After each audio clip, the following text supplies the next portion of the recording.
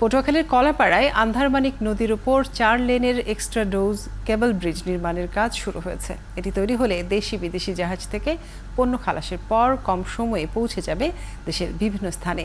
মিলন কর্মকার রাজুর তথ্য ছবিতে প্রতিবেদন। পায়রা বন্দরে সড়ক পথে সরাসরি পণ্য আনা নেয়ার জন্য আন্ধারমানিক নদীর উপর একটি দৃষ্টিনন্দন ব্রিজের নির্মাণ কাজ শুরু হয়েছে।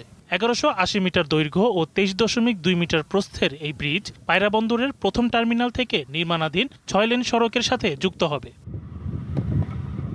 950 কোটি টাকা ব্যয়ে সেতুটি নির্মাণে অর্থের যোগান দিচ্ছে পায়রা বন্দর। কোরিয়ান পরামর্শক প্রতিষ্ঠানের তত্ত্বাবধানে এই সেতুটি নির্মাণ করছে China railway bridge construction group ও China civil engineering corporation.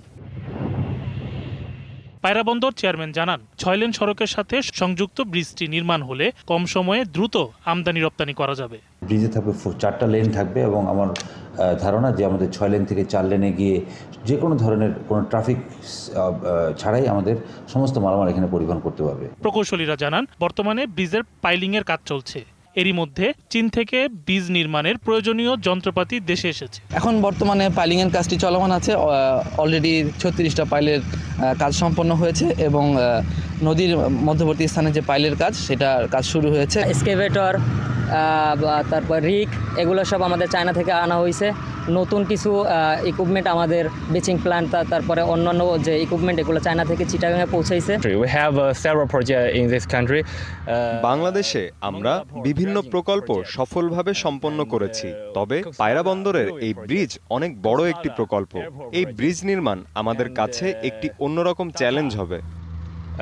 Water supply and the building projects. 2016 সালের 13 আগস্ট বন্দরের পণ্য খালাস কার্যক্রম উদ্বোধন করেন প্রধানমন্ত্রী। আগামী জুনে পায়রা বন্দরের প্রথম টার্মিনালের নির্মাণ কাজ শেষ হবে।